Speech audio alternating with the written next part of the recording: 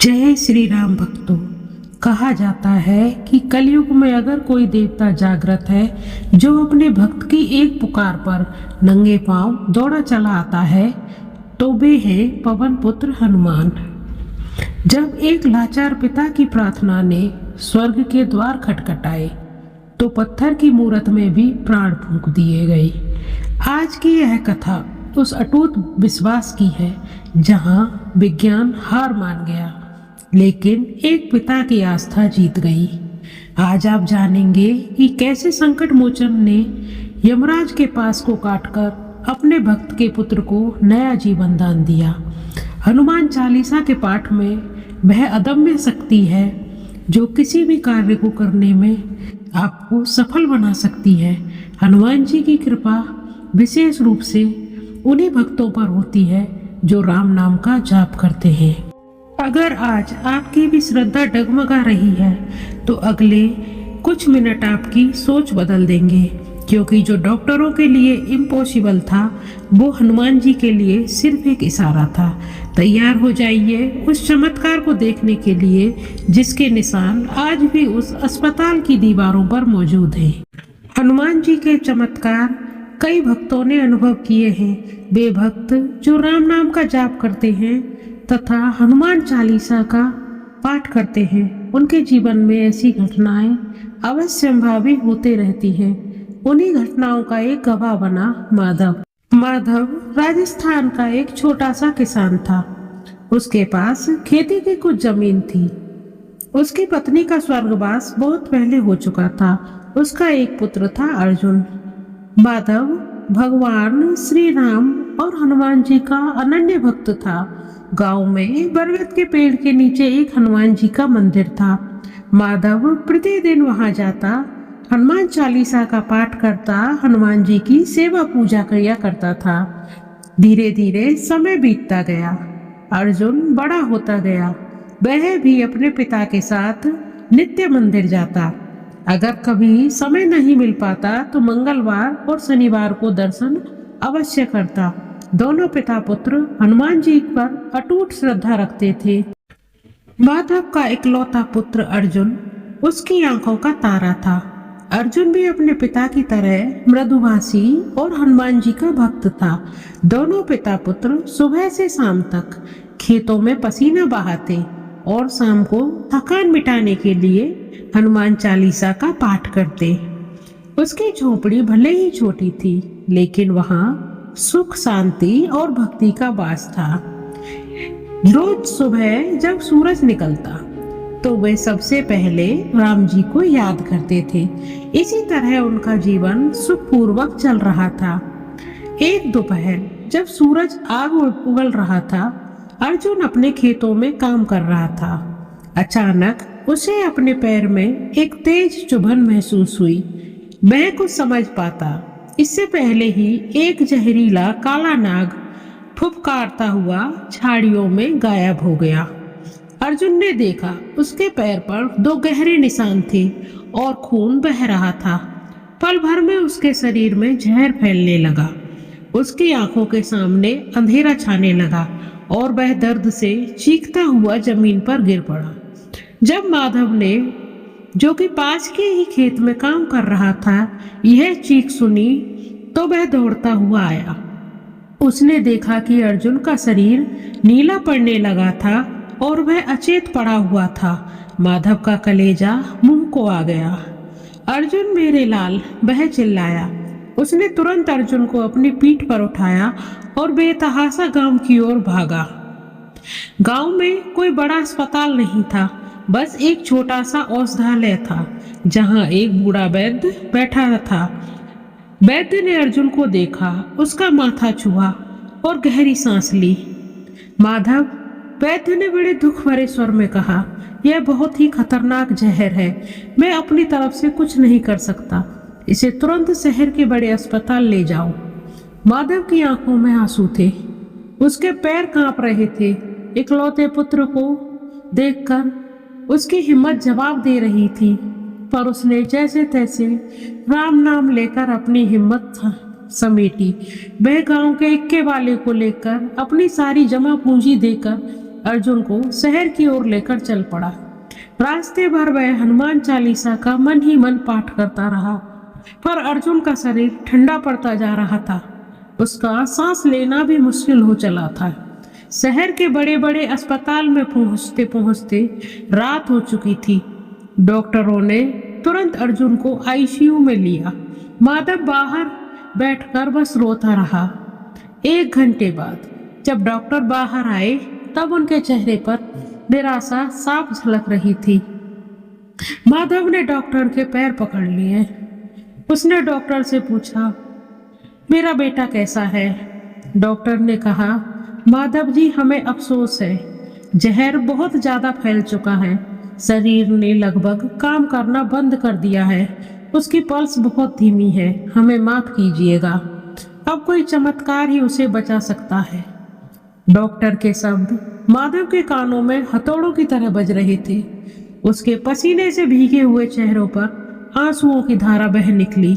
उसका इकलौता बेटा, उसके बुढ़ापे का सहारा, उसकी आंखों के सामने दम तोड़ रहा था। वह अस्पताल के गलियारे में जमीन पर गिर पड़ा। उसके हाथ जोड़कर आकाश की ओर देखा। हे पवन पुत्र, हे संकट मोचन, आज मेरा विश्वास डगमगा रहा है। क्या मेरी भक्ति व्यर्थ थी? आपने तो बड़े बड़े संकटों को हर लिया, संजीवनी लाकर लक्ष्मण जी के प्राण बचाए। क्या आज आप अपने इस तुच्छ भक्त की पुकार नहीं सुनेंगे? मेरे लाल को बचा लो हे हनुमान जी। अगर आज मेरा बेटा नहीं बचा तो मेरा विश्वास, मेरा जीवन, सब कुछ समाप्त हो जाएगा।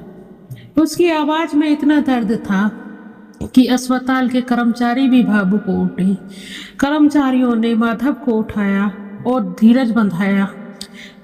माधव वहां से उठा और बेहताशा अस्पताल के सामने वाले रोड पर भागने लगा।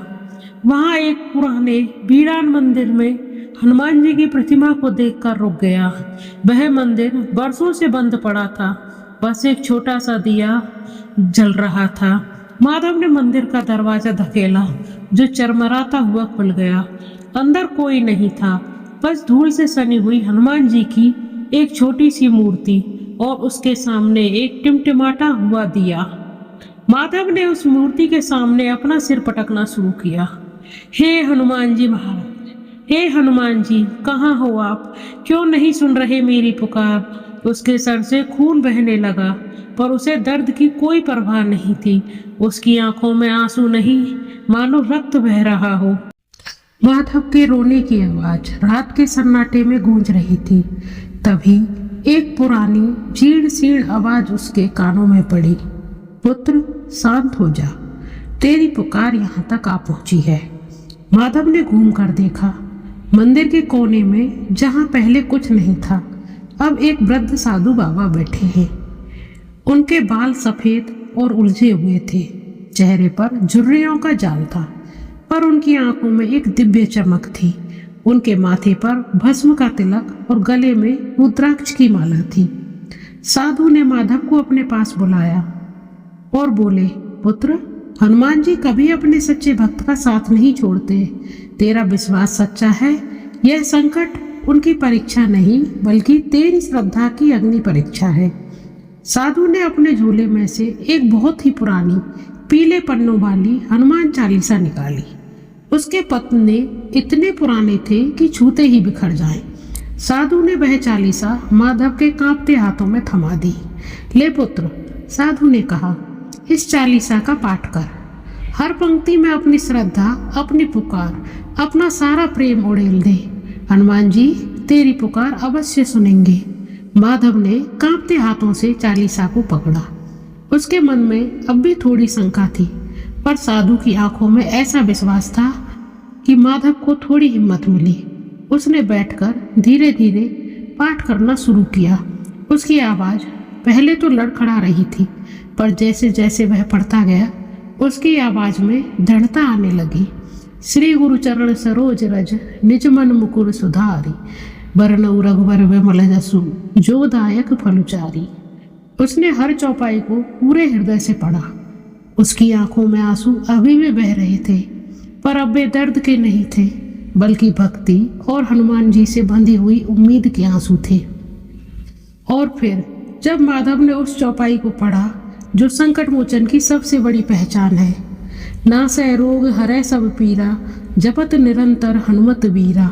जैसे ही ये शब्द उसके मुंह से निकले, मंदिर में एक अद्भुत प्रकाश फैल गया। हनुमान जी की मूर्ति से एक दिव्य ऊर्जा निकलकर माधव की ओर प्रवाहित होती हुई महसूस हुई। हवा में चंदन और धूप की अनजानी सी सुगंध फैल गई। माधव की आंखों में आंसू रुक गए। उसके शरीर में एक नई ऊर्जा का संचार हुआ। ठीक उसी पल अस्पताल में आईसीयू के अंदर डॉक्टरों की हैरानी का ठिकाना नहीं रहा। अर्जुन का शरीर जो कुछ देर पहले बिल्कुल बेजान था, अचानक हरकत करने लगा। उसकी नीली पड़ चुकी त्वचा पर गुलाबी रंग वापस लौटने लगा। धीमी पड़ चुकी धड़कन सामान्य होने लगी और फिर धीरे से अर्जुन ने अपनी आंख खोली। उसके सूखे होठों में से एक अस्पष्ट सी आवाज आई, हे राम। डॉक्टर भागते भागते बाहर आए। माधव जी, ये देखिए चमत्कार हो गया। आपका बेटा होश में आ गया है। उसकी पल्स सामान्य हो रही है। जहर का असर भी खत्म हो रहा है। लेकिन माधव तो हनुमान जी के चरणों में बैठा हुआ था।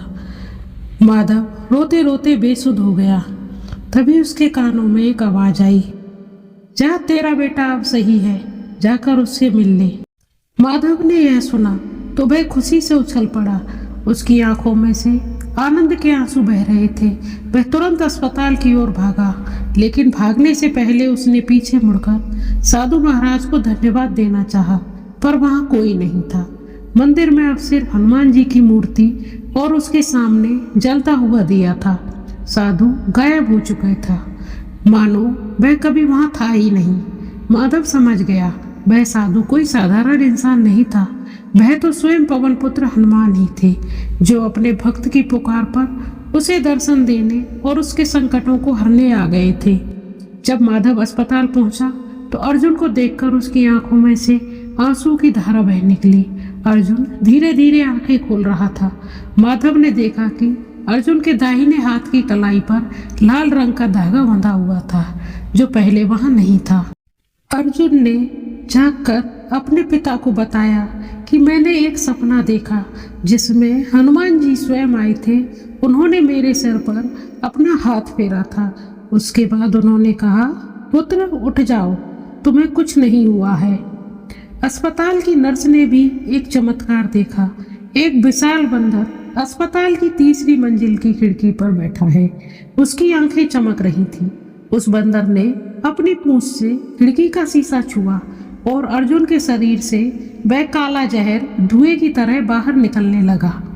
नर्स को अपने आंखों पर विश्वास नहीं हुआ, लेकिन जब उसने अर्जुन की बात सुनी तो वह जान गई कि स्वयं बजरंगबली ही आज अर्जुन के प्राण बचाने आए थे। माधव ने अपने पुत्र को गले लगा लिया और उसकी आंखों में अब यह विश्वास का सूर्य चमक रहा था। गांव में जब यह खबर पहुंची तो रामपुरी के हर घर में हनुमान जी का जयकारा गूंज उठा। लोगों ने इस घटना को हनुमान जी का एक जीता जागता चमत्कार माना। माधव ने अपनी झोपड़ी के पास एक छोटा सा हनुमान जी का मंदिर बनवाया। वह हर रोज वहां जाकर हनुमान चालीसा का पाठ करने लगा। उसकी भक्ति पहले से कहीं ज्यादा गहरी हो गई थी। उसने हर किसी को यह कहानी सुनाई ताकि लोग समझ सकें कि जब जब सारे रास्ते बंद हो जाते हैं तब भी एक शक्ति है जो अपने भक्तों का हाथ कभी नहीं छोड़ती। वह शक्ति है श्री हनुमान जी की शक्ति और वह मार्ग है अटूट श्रद्धा का मार्ग। दोस्तों, यह थी माधव और अर्जुन की वह कहानी जिसने साबित कर दिया कि हनुमान जी आज भी अपने भक्तों की पुकार सुनने के लिए व्याकुल रहते हैं। याद रखिए, आपकी परिस्थिति कितनी भी कठिन क्यों ना हो, यदि आपका विश्वास अटल है तो संकट मोचन आपके साथ है। अगर आपको इस कहानी ने प्रेरित किया हो तो कमेंट में जय श्री राम या जय बजरंगबली लिखना ना भूलें। ऐसी ही और दिव्य गाथाओं के लिए हमारे चैनल को सब्सक्राइब करें। जय हनुमान।